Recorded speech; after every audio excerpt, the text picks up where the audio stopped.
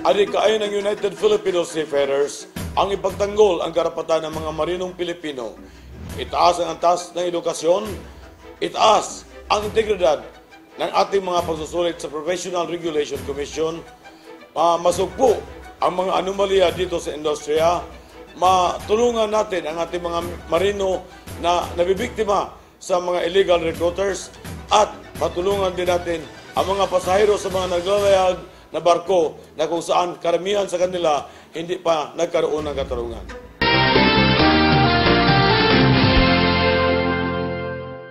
Yes, once again, magandang hapon muli sa lahat ng ating mga kasambahay. Dito po tayo ngayon sa Serbisyo Publiko, Tinig ng Marino segment. Of course, kapiling pa rin natin ang ating regular co-host, Engineer Nelson Ramirez, ang presidente po ng United Filipino Seafarers. Engineer, magandang hapon. Yeah, magandang hapon sa Iwan at magandang hapon naman sa ating guest na si DJ Job, isang anak ng isang kapitan ng barko at isang rapper. Tamang-tama yan. In celebration dito sa ating Father's Day. Kasi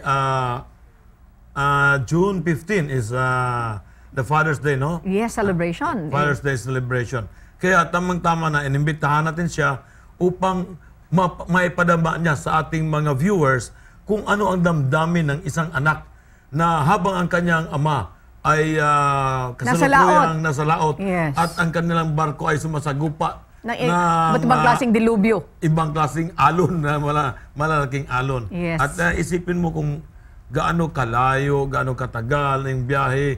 Yung ding marino, yung ding kapitan, yung tatay niya, nangungulila din sa kanyang anak. Exactly.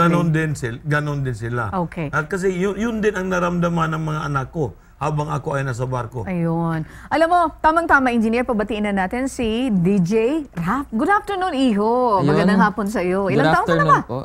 Batang-bata ka. 14 years old lang po. Oh, 14 years old. Opo. Pero tika Di muna. halata. Ang laki nitong batang ito. Nasobrahan ka sa kain. Siguro. O sige. Mami, pakibawasan ng budget sa pagkain ng batang ito. O sige.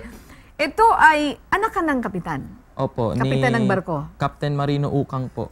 Captain? Pero yung Marino pangalan Ukang. ng kanyang tatay, no, original na pangalan talaga, ay Marino. Marino po. Kaya Original. kaya nagmarino din, naging kapitan, pero Marino. Captain Marino Ukang ang Opo. tatay mo. Kapitan ng barko? Ano to? Passenger or? Bulk po. Bulk carrier. Yung mga... Bulk na barko. Opo, okay. Ilang taon na nagbabarko ang tatay mo? Mga 20 plus na po. Naku, ibig sabihin, hindi ka pa pinapanganak na nagbabarko na Opo, tayo mo. opo. Grabe talaga itong Okay. Gaya ng binanggit natin a while ago, Engineer, in celebration dito sa Father's Day, namulat ka na wala na yung tatay mo o pakapanganak sa'yo, alam mo na sinasabi sa'yo ng nanay mo no nagkakaisip ka na ang tatay mo ay laging nasa barko? Nung pinanganak po ako, nagbabarko na po si Papa. Tapos, yung nag-start po si Papa magbarko, nung pinanganak po si Kuya, pangalawang anak po. Yun po. So, now, dito tayo, Engineer. Kasi, syempre, nagbabarko yung tatay niya. Yung emptiness nung mga anak doon sa kanilang mga tatay. Yeah. Mahirap to, di ba? Di ba yung nanay sinasabi nila, gusto ko magpalaki ng anak provided na doon yung presence ng tatay. Kasi may mga time na hindi kaya yata na mga nanay yung kanilang mga anak at kailangan ito ng command na isang tatay. Kaya nga, marami tayong example na although masabi natin na yung ama, OFW, ay kumikita ng malaki, pero makikita natin na marami ang pamilyang napariwara dahil wala nga doon yung kanilang magulang. Okay. Pero itong batang ito successful masasabi natin. Buo yung pamilya ninyo. Opo, buo po. There are quite also a lot, no?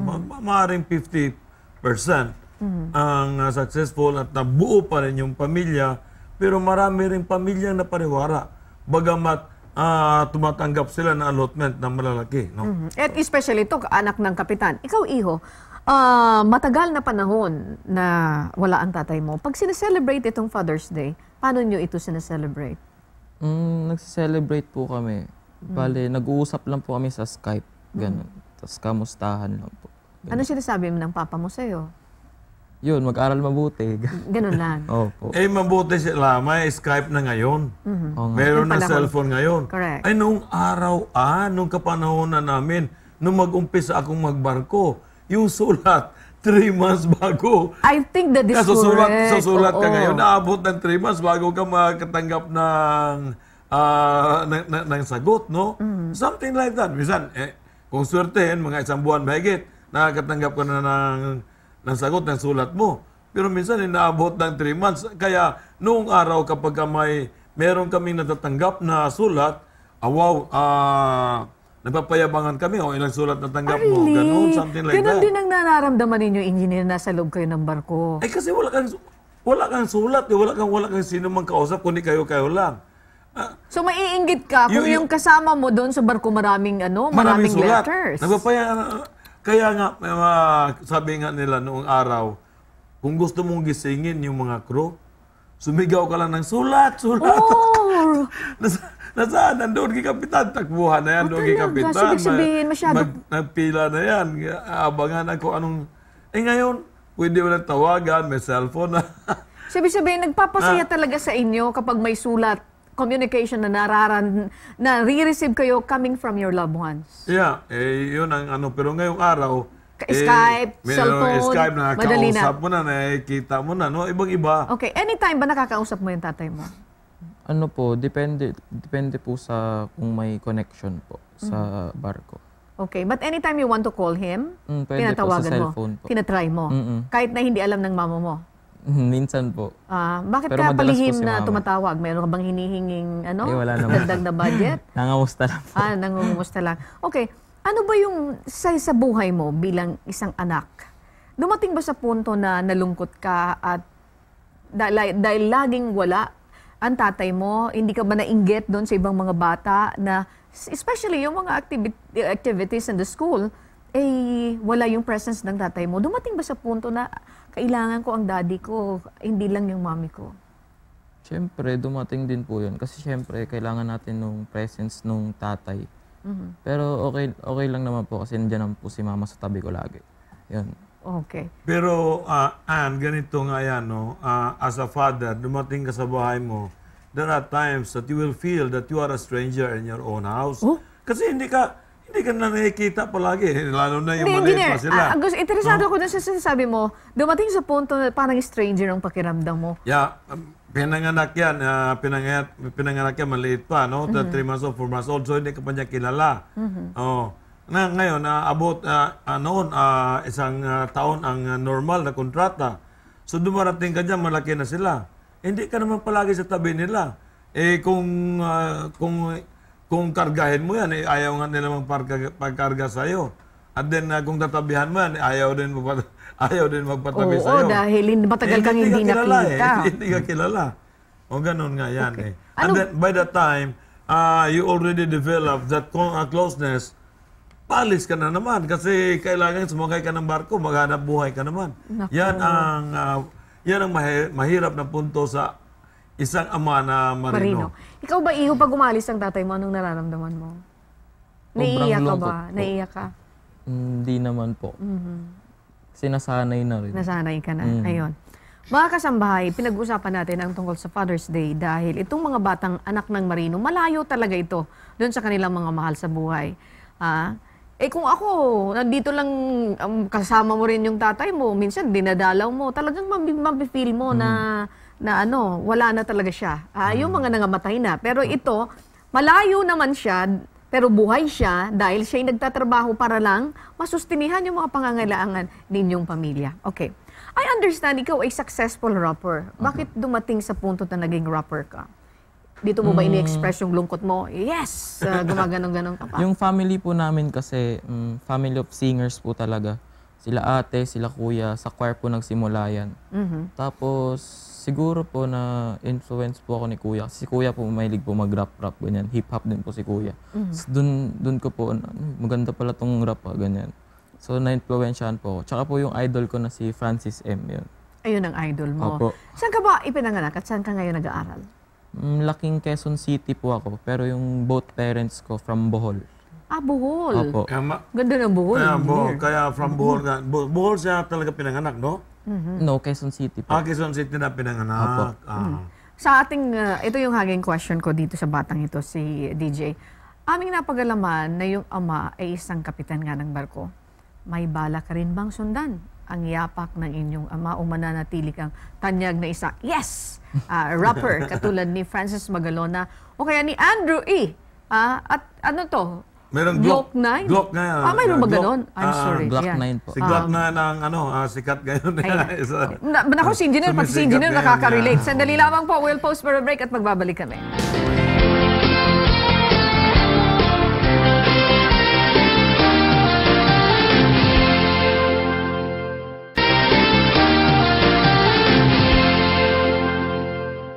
Muli tayong nagbabalik sa ating programang Serbisyo Publiko, Tinig ng Marino.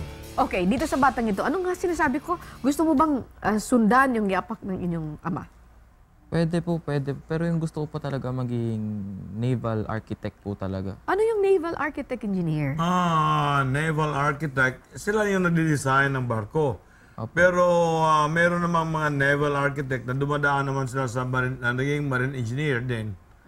So anong gusto mo? Yung designer lang talaga o gusto mo rin maging marine engineer? Yung sa Pwede po, makina? pero po sa ngayon, focus po muna ako sa studies tsaka sa pagrarap po. Okay. Kaya nga, anong gusto mong pag-aralan sa college? Naval architecture or marine engineering? Ngayon po gusto ko maging naval architect. Pero pwede rin po ako maging seaman po. Marine engineer. Opo. Hindi sa deck. Okay. Siya ay awarded as Outstanding Young Rap Artist at the 32nd Annual Dangal ng Bayan People's Choice Award 2012.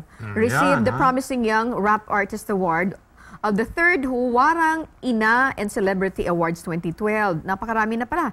Award as Outstanding Filipino Young Rap Artists at the 20th Annual Asia Pacific Excellence in Asian Entertainer Awards. Apo. Ayun.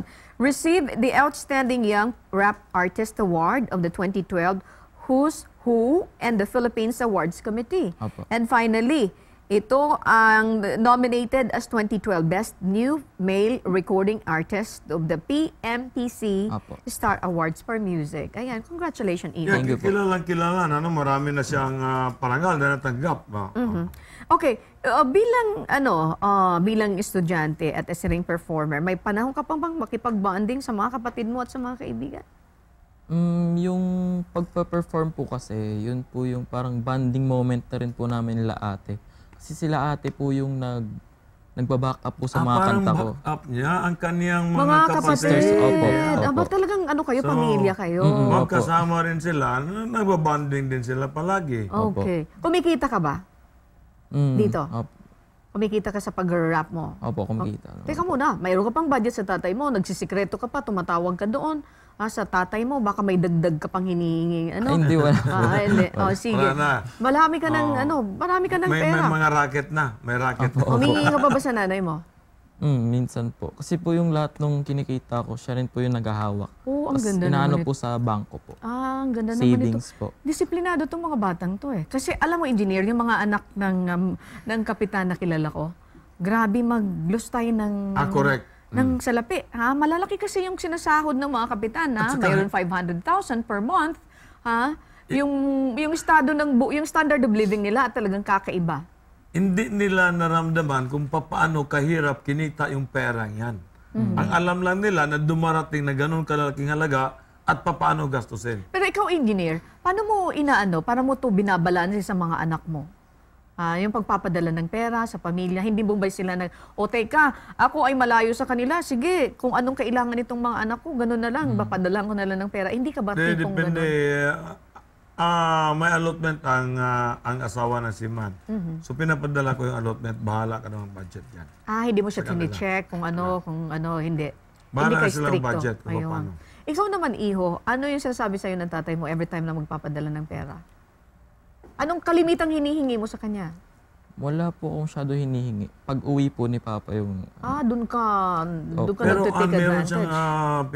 siyang allocated na pera para sa isang foundation. Meron, di ba? Opo, sa Kuya Foundation po. Pang mga ano po yun.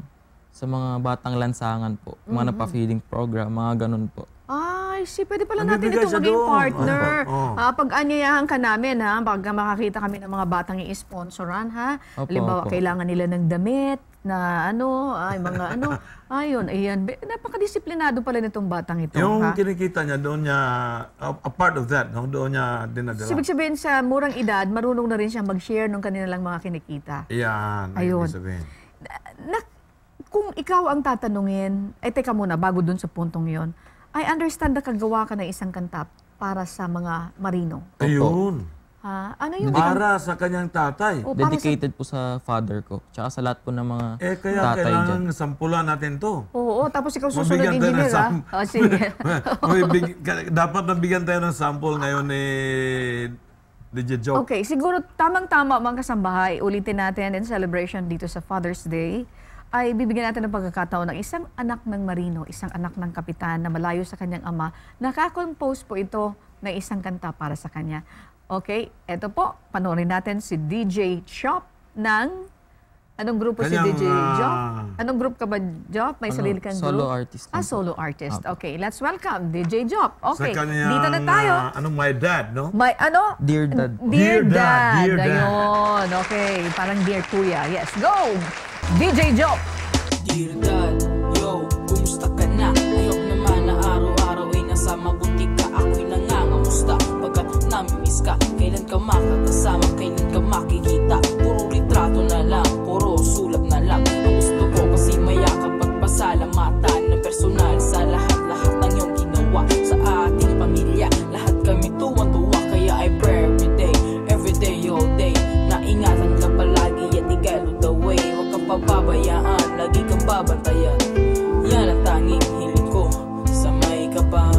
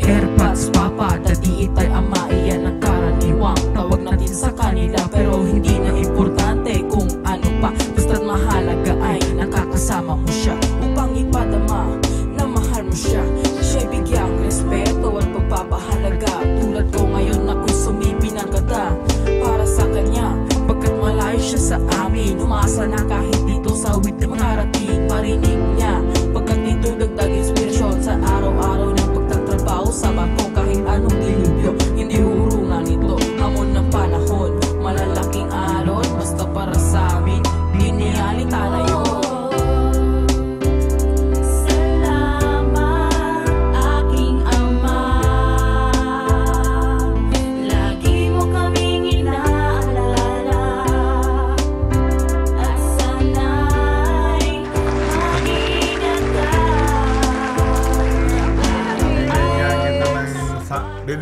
Binigyan talaga tayo ng sample, ha? Ang ganda. Ng kanyang kanta. Oo. At sa susunod, iniimbitahan din namin ngayong June 25 dahil yan ang International Seafarers Day celebration, no?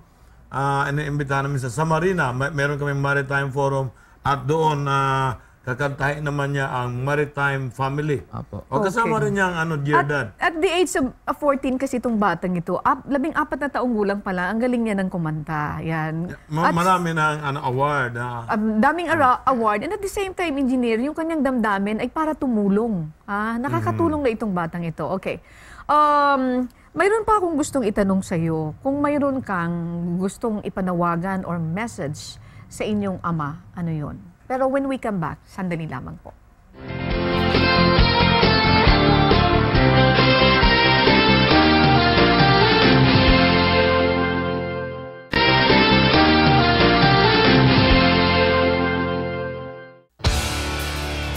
Muli tayong nababalik sa ating programa ang Serbisyo Publiko, Tinig ng Marino. Engineer, tanongin ko lang si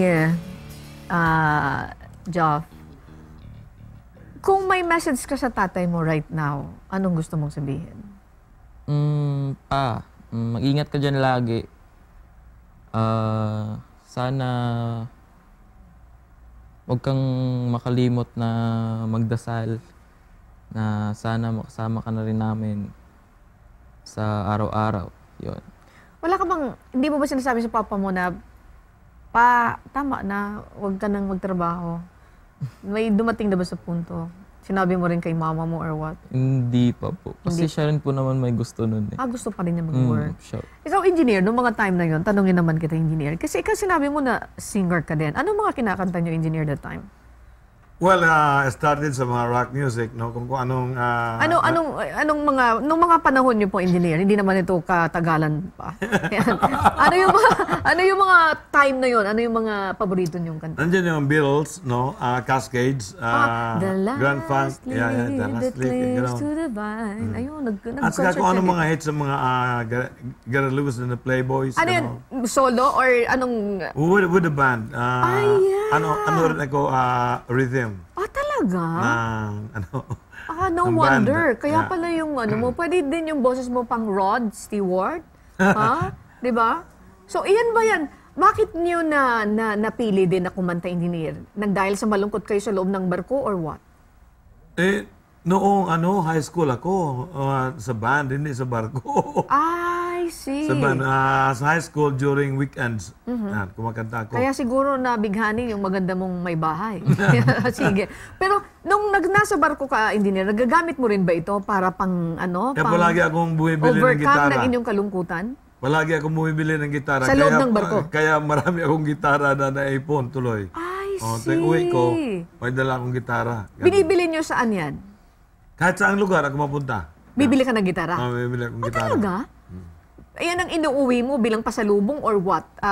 Souvenir mo? Inuuwi ko na rin, gawa ng nabili ko na eh. Okay. Hindi, ibig sabihin sa loob ng barko, yan ang isa sa mga libangan mo? Yeah, isa sa mga libangan ko. And reading, of course. Okay. Kayo, dahil naka-experience kayo na maging marino, at ikaw naman iho, anak ng marino, dumating ba sa punto na sobra yung pangungulila nyo? Well, there are times talaga na mangulila ka kasi isipin mo ba naman minsan mahaba yung biyahe. Teka muna, speaking of haba ng biyahe, kung anong May mga biyahe na, say for example, from Australia to England, inaabot ng mga 40 days, may get 40 45. days, ibig Yeah. sabihin that's more than 1 month. Yeah. And then from Japan to US, lahat-lahat yan naabot ng mga 1 month din. Pero dadaan kayo ng Panama. No, Okay. of course, no? Dadaan kayo ng Panama. Pwede nakakita kayo ng lupa. Pero hindi naman kayo nakaapak ng lupa niyan. Dumaan lang kayo sa kanal. So teka muna, talagang ganito pala kalungkot? Imagine for 40 days na wala kang makikitang lupa. Ganun. Puro dagat. Puro dagat Eh yan. paano kapag sumasama pa yung panahon at makulimlim yung panahon kahit na walang bagyo? Paano kung sobrang lungkot. sa loob ng 3 linggo, puro alon yung sinagupa mo? Ikaw ba na-experience nyo yun? Yeah, of Eugene? course. Lahat siguro ng marino. Sa loob ng 3 linggo, talagang yung alon, grabe kalalaki. Sinabi mo na ba nung time na experience mo yan, enough, ako'y bababa na at ako'y magtatrabaho na lang sa lupa? There were times na, ito, last na talaga ito, ayaw ko na. Pero, dumating din, kung nandito ka sa lupa, pag dating ng mga ilang buwan at wala ka namang pera, Naisipan mo ulit. sasakay ka naman ng barko. Pero yung paghinto ko, it was not really a choice. No? Na huminto ako ng barko. It was sort of an incident na nilipat yung pag-issue ng Siemens Book magmula sa Coast Guard papunta sa Marina. And then nakikita ko yung haba ng pila na nag-umpisa sa gabi. nag-umpisa sa gabi ang pila, no? Pagkatapos, ilan lang mabibigyan ng Siemens book. At bago mo makuha, naghantay ka ng 1.5 buwan. Oh, that was before. Ngayon, nakita ko na kailangan talagang mapabilis ito. At there's got to be somebody to take the cudgel. So, ibig sabihin, you lead that? To take the cudgel for the seafarers. Kasi wala ko nakikita na talagang lumalaban eh. So, hindi ka na nag-apply, napilitan kang lumaban? Wala na akong ginawa. Ang ginawa ko, nagrally na lang ako na nagrally. Kaya na makita ko ng isang ng kumpanya ko dati na kung saan naging crewing manager din ako doon, ship superintendent. Sabi na, umupo ka na lang sa opisina. Sabi ko, kung umupo ako sa opisina, hindi ko magagawa itong mga rally ko. So, ibig sabihin, itong ginawa nyo na sir, supposed to go on board again. Yeah. Pero hindi mo ginawa dahil may fight ka na mayroon kang mission, mayroon kang gustong ma-resolve doon sa problema na kinakaharap ng inyong mga marino. Instead of pursuing your career bilang isang marino, pinangunahan mo na lang sila. I was at the height of my career. And because of that, for 5 years, I did not have any salary. I have to, all my savings Or gone. were gone. And I have even to sell my house. Teka, Wala na, ubos na talaga. Di nagalit yung pamilya mo nun. Of course, ganun talaga ang...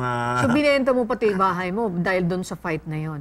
yeah, Oh. pinaglaban ko. At sa awa ng Diyos, So, mula noon, hindi ka na successful. sumakay? Magmula noon, hindi na ako sumakay. Kasi pagkatapos noon, marami na rin ako nakikita ang problema ng mga marino. Okay.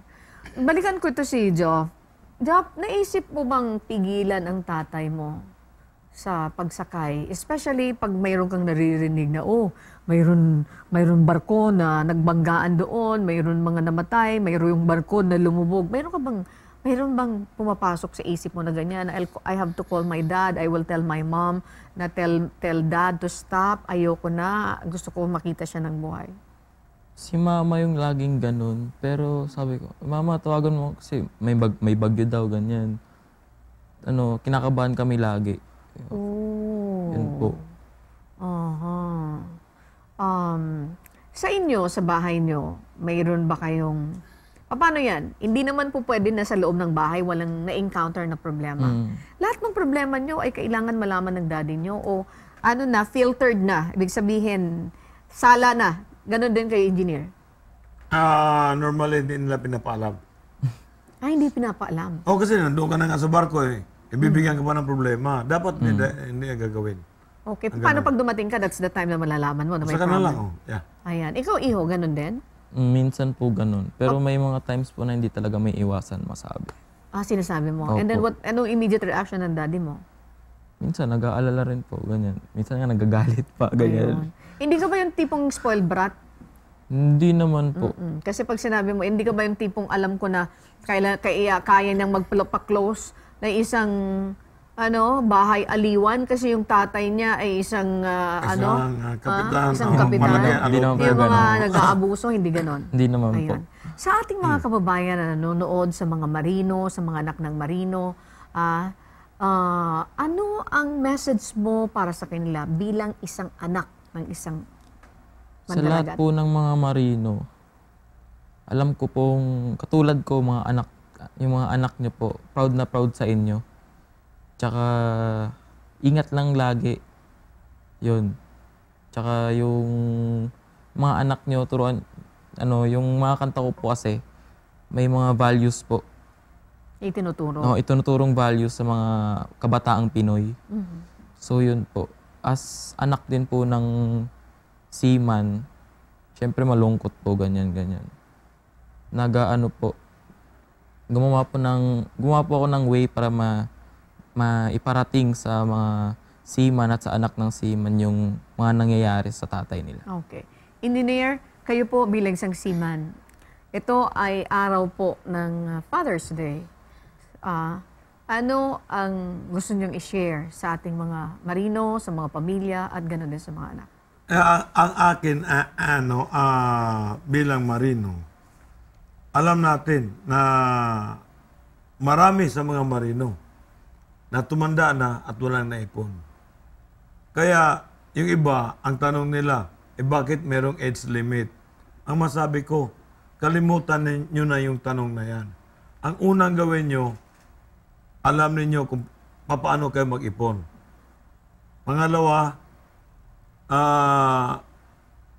kung may pera kayo, nasa tamang investment, ang perang, kung doon kayo sa tamang investment, pupunta ang pera ninyo. Hindi yung katulad ng mga pumasok ng mga investment scam na yan, no? Nabiktima sila, so they have to be very nabiktima tuloy. careful. Yung kanilang inipon sa ilang taon, naubos lang doon sandali lang naubos. Okay, so kailangan ay maging matalino at maging alert kung ano man ang mga balak ng investment ninyo, kailangan maging mapanuri. At habang bata pa, pagkaroon ng experience, kumuha ka agad ng examination para madaling ma-promote pa yung kapitan. Pag naging kapitan ka na, hindi na problema ang pag-apply. Madali ka na lang makasakay. Okay. Inahabol ka ng kumpanya at ang sahod mo ay Napakalaki. na. Okay. At the age of 50, retire. Be with your family. Be with your family. Okay. That is the time that, may pera ka na. No? So, At the same time, harapin mo why naman not yung spend the pamilya. best of your life with your family? Thank you so That's it. much. Well said. Thank you very much, Engineer Nelson Ramirez. Thank you so much. And of course, kay Jo. Thank Thank you you so rin po. much, Jo. And to your mother who is here with us. Stand by po kayo when we come back. Kaligtasan at kalusugan. Pag-uusapan naman natin ang tungkol sa sea safety.